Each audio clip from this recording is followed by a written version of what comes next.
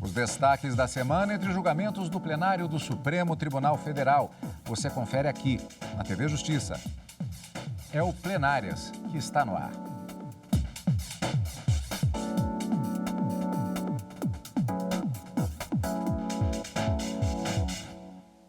Hoje, com os principais momentos das sessões da quarta e quinta-feira, dias 8 e 9 de junho de 2022.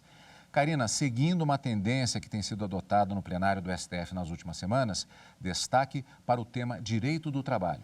Exatamente, Cadu. Na quinta-feira, os ministros retomaram o julgamento de um recurso extraordinário a partir do voto vista do ministro Dias Toffoli e decidiu que aquelas empresas que pretendem demitir em massa os seus funcionários, ela precisa sim fazer uma negociação antecipada, vamos dizer assim, uma participação prévia dos sindicatos antes que essa demissão em massa aconteça. A ideia é que se mantenha o equilíbrio dessa relação trabalhista de acordo com os ministros.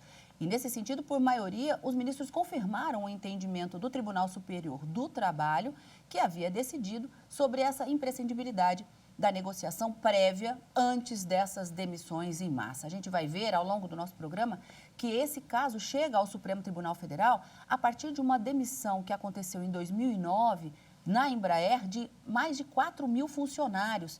E a discussão era justamente saber se haveria ou não a necessidade dessa negociação prévia com a participação dos sindicatos para que essa demissão pudesse acontecer. O ministro Marco Aurélio era o relator desse recurso extraordinário, já votou, o voto dele foi computado, porque quando aposentado o voto permanece, e ele disse que não tinha legislação que obrigava esse diálogo prévio antes das demissões em massa. Mas a maioria que se formou entendeu que é preciso e que isso deve acontecer. Portanto, decisão tomada na quarta-feira. Na quarta-feira ainda, os ministros iniciaram o julgamento, que foi finalizado na quinta, de 3 processos. Eram 3 ações diretas de inconstitucionalidade que questionavam leis tanto do estado de São Paulo como de Pernambuco e que obrigavam, de uma certa forma, empresas de telefonia e escolas particulares a concederem aos clientes antigos aquelas novas promoções ofertadas a clientes novos, com o objetivo de angariar a clientela. E os ministros acabaram decidindo também, por maioria, que essas leis são inconstitucionais. Primeiro, porque existe um vício formal, os estados não poderiam legislar sobre essa matéria, a gente vai ver por quê, e também haveria inconstitucionalidade material, ou seja, não se pode obrigar, nesses casos, telefonia e ensino privado, a conceder para os clientes antigos, os pré-existentes, essas novas promoções que são feitas para buscar novos clientes.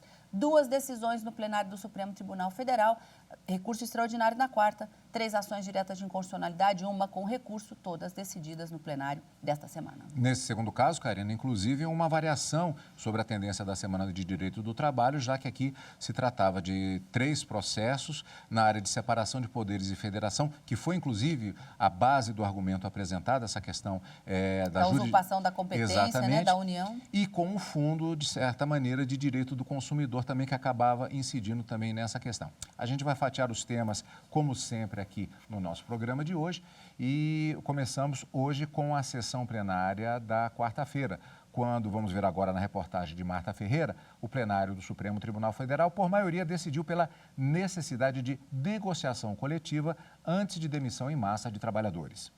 O caso diz respeito à dispensa em 2009 de mais de 4 mil empregados da empresa brasileira de aeronáutica, a Embraer. No recurso, a empresa e a Eleb Equipamentos questionam decisão do Tribunal Superior do Trabalho que estabeleceu, em relação a casos futuros, a necessidade de negociação coletiva antes de demissão em massa. O caso tem repercussão geral reconhecida, ou seja, a decisão deverá ser adotada em casos semelhantes em todo o país. O julgamento no plenário do STF começou em maio do ano passado, quando o relator do recurso, o ministro Marco Aurélio, entendeu que não há previsão legal que obrigue a negociação prévia nas hipóteses de demissões coletivas ou em massa. Na ocasião, acompanharam o relator os ministros Nunes Marques e Alexandre de Moraes.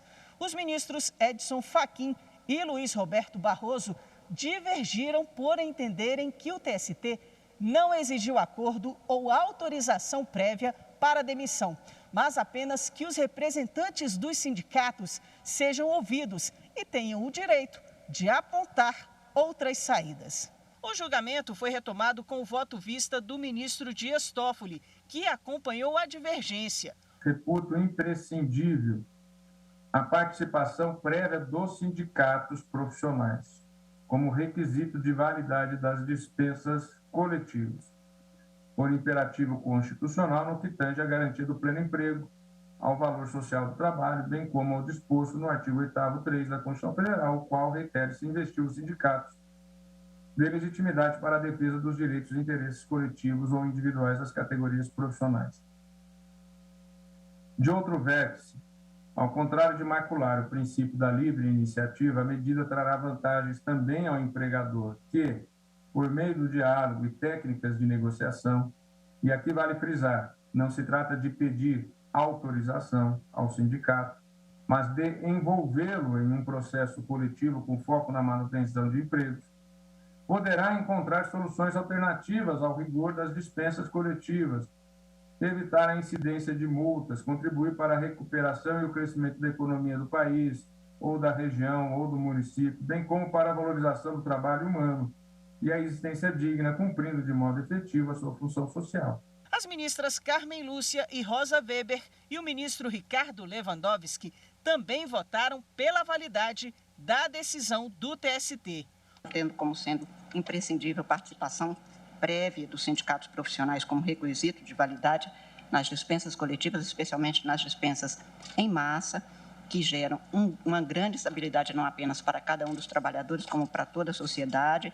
Esta negociação na fórmula que foi apregoada aqui, especialmente a partir do voto e da proposta de tese do ministro Barroso, a quem estou acompanhando, no sentido de ser imprescindível o diálogo democrático nos termos da Constituição, no cenário constitucionalmente estabelecido, o que não significa que se tenha uma autorização como vinculante para o resultado.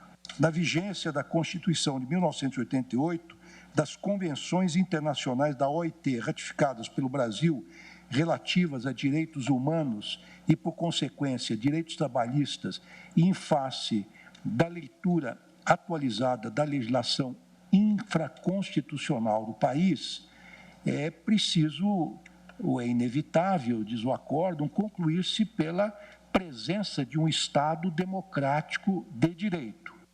O ministro Gilmar Mendes votou com o relator. Já o ministro Alexandre de Moraes mudou o voto, acompanhando agora a divergência. Assim, o plenário, por maioria, decidiu pela necessidade de negociação coletiva antes de demissão em massa, com a seguinte tese de repercussão geral. A intervenção sindical prévia é exigência procedimental imprescindível para a dispensa em massa de trabalhadores, que não se confunde com autorização prévia por parte da entidade sindical ou celebração de convenção ou acordo coletivo. Essa tese de repercussão geral, que foi apresentada ao final do julgamento, ela foi bastante discutida. Karina, aqui é aquela necessidade, isso já faz parte da própria decisão, da própria sentença, quando ela é prolatada, para usar o termo de plenário, quando ela é dita e ela passa a ter validade no mundo jurídico, pendente também questões de publicação, etc. Mas no caso da tese de repercussão geral, isso é mais reforçado, porque os termos usados têm que ficar muito claros. Então, quando há uma possibilidade de um termo gerar uma dúvida na interpretação, gerando até a possibilidade dos famosos embargos de declaração, porque alguém pode dizer, a gente não está entendendo o que vocês querem, que a gente, de que forma nós queremos, que a Corte quer que nós tenhamos a atitude em relação a esses casos concretos. Palavras-chave: diálogo, negociação prévia e autorização do sindicato nos casos das demissões coletivas. Não há essa necessidade de autorização prévia, portanto, isso ficou bem claro nessa tese de repercussão geral. A tese é muito importante que ela seja firmada, Cadu, justamente porque se trata de um recurso extraordinário com repercussão geral reconhecida. Então, esse extrato do que foi decidido vai ser aplicado nos casos semelhantes que aguardavam esse julgamento. Então, por isso, as palavras têm que ser muito bem colocadas. E foi, de uma certa forma, nos debates, alguns ministros apontaram que colocar o termo negociação coletiva prévia poderia ensejar alguma dúvida, porque dessas negociações coletivas podem surgir acordos e convenções coletivas. E talvez essa não fosse a melhor expressão para se manifestar o que realmente o Supremo queria decidir. O Supremo buscava que, para essas demissões em massa, conforme decidiu o TST, a partir dos casos futuros, depois desse decidido da Embraer, que as partes sentassem para dialogar e conversar para manter um equilíbrio dessas relações sociais. Então, a necessidade é de um diálogo. E como expressar isso da melhor forma? Na tese que foi aprovada por maioria, os ministros disseram que é imprescindível a intervenção sindical antes dessa demissão em massa, e essa intervenção do sindicato não pode significar de forma alguma uma autorização prévia do sindicato. Então, se o sindicato dos trabalhadores não autorizar a demissão, ela não pode acontecer. Os ministros disseram, não é isso. Então, eles vão negociar. Eu me lembro do ministro Luiz Roberto Barroso dizendo, todos têm que ir de boa fé para negociar e tentar a melhor solução. É um diálogo. Então, não é autorização prévia do sindicato e também não é uma negociação coletiva que pode culminar com acordo ou uma convenção coletiva, e isso ficou definido na tese. É uma intervenção antes que essas demissões em massa aconteçam. Destaque da sessão plenária da quarta-feira. Agora, ainda na sessão da quarta-feira tem mais, tá? O Supremo Tribunal Federal começou a julgar ações contra leis estaduais em que se discutia a obrigatoriedade de prestadores de serviços contínuos a ampliar automaticamente novas promoções a antigos clientes.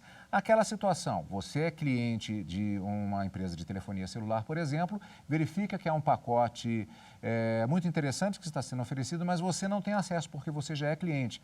A ideia é justamente que haja novas adesões a um determinado plano, por exemplo, de telefonia, e também algumas ações tratavam de serviços oferecidos por escolas e serviços de educação e de ensino.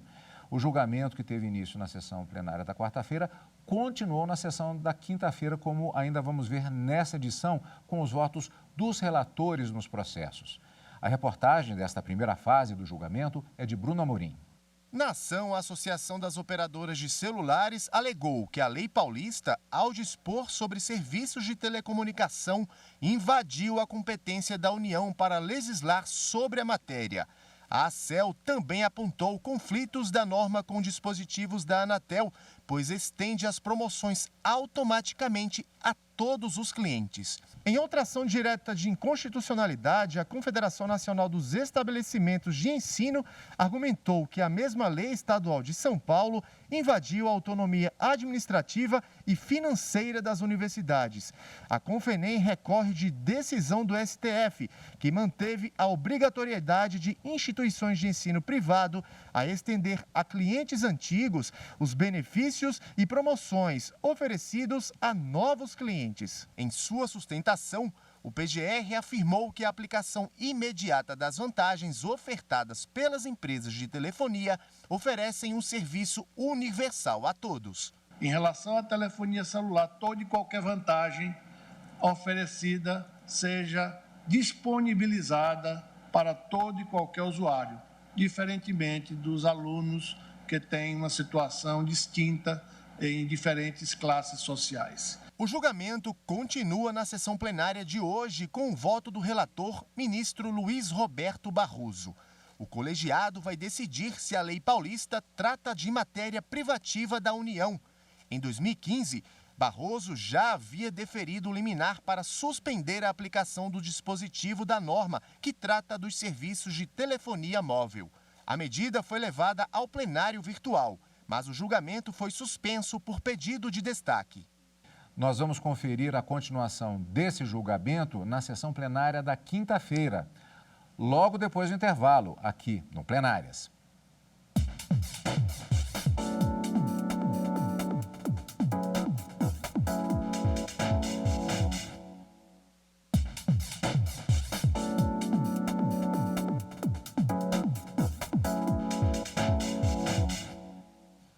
Estamos de volta com o Plenárias. Como vimos no bloco anterior, na sessão plenária da quarta-feira, foi iniciado pelo plenário do Supremo Tribunal Federal o julgamento sobre leis estaduais que obrigavam operadoras de telefonia e escolas particulares a estenderem promoções a novos clientes.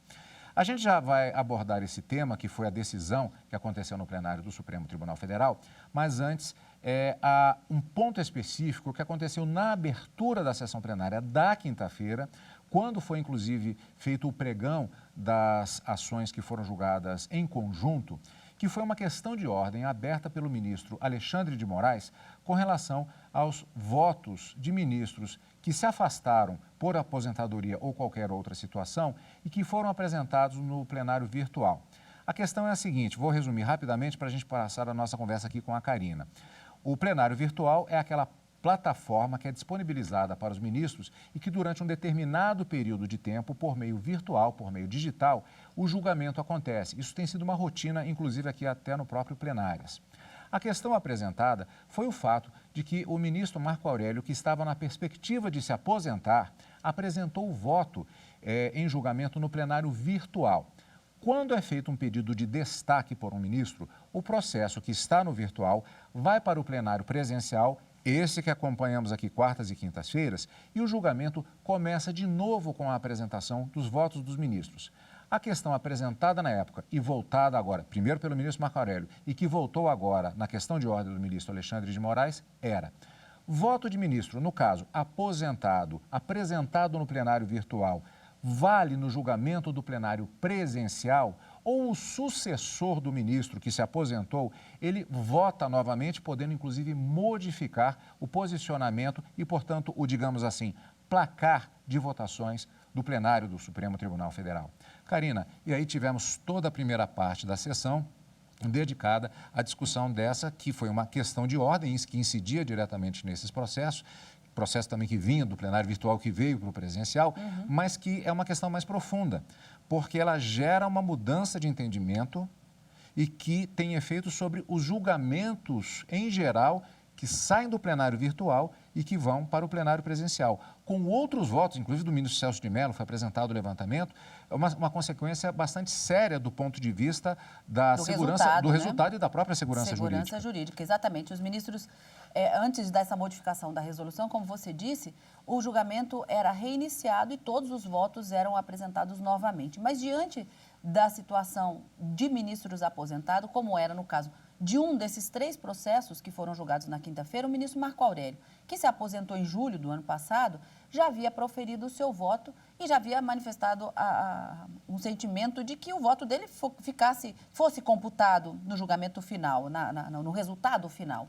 E por maioria de votos, os ministros acabaram decidindo, então, que os ministros que já haviam votado no plenário virtual e que esse julgamento não foi finalizado lá em razão de pedido de destaque, portanto, com esse deslocamento para o presencial, o voto dele fosse considerado como válido, não podendo, portanto, o sucessor desse ministro aposentado apresentar o seu voto. O ministro André Mendonça, na sessão de quinta-feira, ele votou em duas ações diretas de inconstitucionalidade em que o ministro Marco Aurélio não havia proclamado seu voto. Mas na ação, ou no recurso que foi julgado em que o ministro Marco Aurélio já havia apresentado o seu voto, acabou preservando, considerado válido esse voto do ministro Marco Aurélio. E essa decisão os ministros acabaram tomando na quinta-feira para ser aplicado a partir de quinta-feira, inclusive, naquele próprio julgamento. Foi uma modificação, então, e uma resolução acerca desses pedidos de vista do plenário virtual vindo para o plenário presencial. Valendo o voto do ministro Marco Aurélio, portanto, exatamente, no caso apresentado. Primeiro.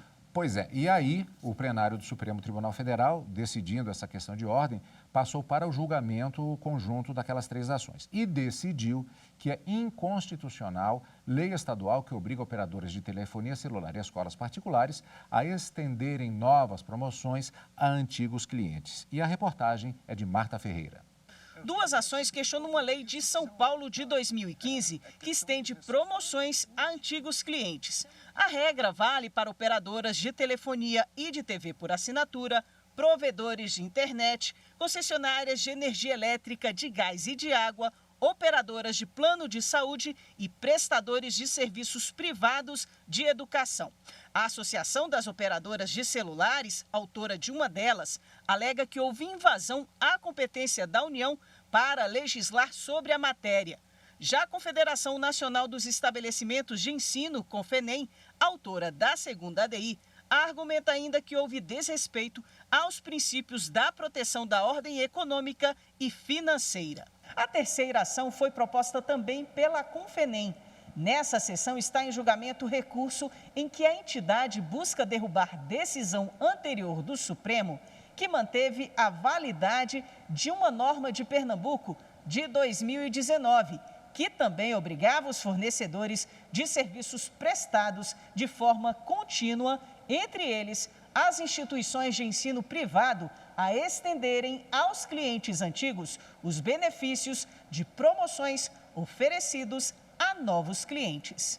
O ministro Luiz Roberto Barroso, relator de duas dessas ações, destacou que na parte da lei que trata dos serviços privados de educação, houve uma indevida intervenção em relações contratuais pré-existentes. Eu estou assentando como premissa do meu voto que nós estamos lidando com uma relação contratual entre a escola e o seu aluno e não com uma relação de consumo. Por isso, penso eu, deve-se reconhecer a inconstitucionalidade formal da norma, por violação ao artigo 22, inciso 1 da Constituição, que dá à União a competência privativa em matéria de direito civil, matéria legislativa civil. Barroso aceitou os argumentos das entidades autoras das ações, de que a lei trata de matéria reservada à iniciativa legislativa privativa da União e ofende os princípios da isonomia, da livre iniciativa e da livre concorrência. Assim, considerou a lei estadual inconstitucional. Os dispositivos impugnados são inconstitucionais por violação à livre iniciativa e à proporcionalidade. É lícito que prestadores de serviços façam promoções e ofereçam descontos com a finalidade de angariar novos clientes, sem que isso signifique conduta desleal ou falha na prestação do serviço a clientes pré-existentes.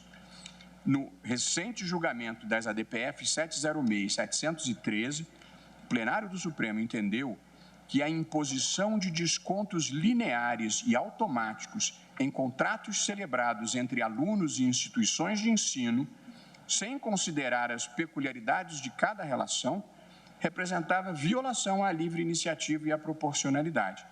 Na ocasião, a hipótese dizia respeito à concessão de descontos em razão da pandemia da Covid-19.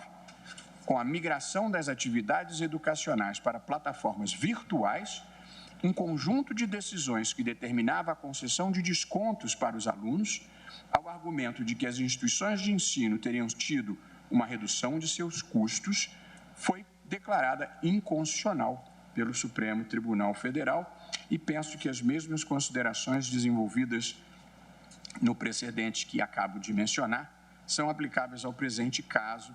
O ministro Alexandre de Moraes, relator da terceira ADI, seguiu o entendimento do ministro Barroso, relator das outras duas ações. Moraes também acolheu recurso em relação à lei de Pernambuco. Eu acolho os embargos de declaração para declarar nulidade e aqui para parcialmente reconsiderar a decisão embargada e declarar a nulidade parcial sem redução de texto do artigo 32.2 da Lei 16.509 de 2019 do Estado de Pernambuco para excluir, retirar as instituições de ensino privado da obrigação de conceder a seus clientes pré-existentes os mesmos benefícios e promoções e liquidações destinadas a novos clientes. E como disse o presidente aqui nos embargos, só a questão é retirar ou não as instituições de ensino. Na sequência, o ministro Edson Fachin, que havia pedido destaque levando a discussão do plenário virtual para o julgamento presencial, abriu divergência. Reitero, apenas quando a norma federal, a fim de garantir a homogeneidade regulatória, afastar a competência dos estados para dispor sobre consumo, haverá inconstitucionalidade formal. No caso, a União, ao concretizar a competência constitucional, editou a Lei 9472/97, prevendo a competência normativa da Anatel no seu artigo 19. E a Anatel no exercício dessa competência normativa, editou a Resolução 632, de 7 de março de 2014, aprovando o Regulamento Geral de Direitos do Consumidor de Serviços de Telecomunicações. Como se observa, pelo menos como vejo da própria resolução, a União, por meio de sua agência, não retirou a competência relativa aos demais direitos do consumidor. Os demais ministros acompanharam o entendimento dos ministros Barroso e Moraes. Houve deliberada opção do Poder Constituinte em outorgar competência privativa à União para dispor sobre telecomunicações, com o claro intuito de fornecer regulação uniforme da matéria ao longo do território nacional. Em caso, o artigo 1º, parágrafo único, inciso 1º da Lei 15.854 do Estado de São Paulo, é formalmente inconstitucional, porquanto viola as competências privativas da União para dispor sobre a prestação de serviços de telecomunicações, e cito aqui os artigos da Constituição Federal, vulnerando a opção constitucional de uniformização nacional sobre as relações jurídicas do setor de telefonia. A maioria do plenário entendeu que as leis que impõem aos prestadores privados de serviços de ensino e de telefonia celular a obrigação de estender o benefício de novas promoções aos clientes antigos são inconstitucionais. Bem claro, prevalece, portanto, a decisão do plenário do Supremo no sentido de que houve invasão de competência para legislar na matéria. Portanto, por mais que uma determinada lei, uma determinada legislação seja interessante, haja defesa ou não do direito do consumidor, acaba não vindo ao caso, porque a responsabilidade pela legislação é de outro ente da federação, no caso, a União, e não os estados, como acontecia aqui. Agora, Karina, um outro ponto também interessante, uma oportunidade para a gente falar, a respeito daquela questão dos embargos de declaração, que a gente falou agora há pouquinho. Eram 3 ações diretas de inconstitucionalidade. Uma delas embargada, embargo de declaração na ADI. E houve modificação do entendimento no plenário original na ação direta de inconstitucionalidade. Foi aceita, os embargos foram aceitos justamente gerando essa modificação.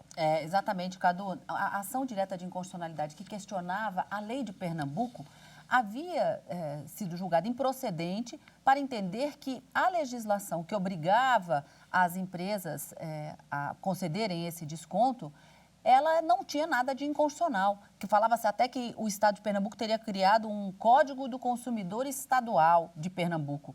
Os ministros no plenário decidiram que não havia nenhuma inconstitucionalidade, mas com o julgamento dos embargos de declaração, que o ministro Alexandre de Moraes já havia dito na quarta-feira, tinham efeitos infringentes, então pretendia-se modificar aquela decisão do plenário, foi julgado procedente, em parte, para dizer que as escolas particulares não estariam obrigadas a fornecer esse desconto para os clientes antigos quando houvesse essa promoção para os novos clientes. Então, nesse sentido, houve uma modificação, então, daquele julgamento da ação direta de inconstitucionalidade em sede de recurso na quinta-feira, no julgamento desses chamados embargos de declaração na ação direta de inconstitucionalidade.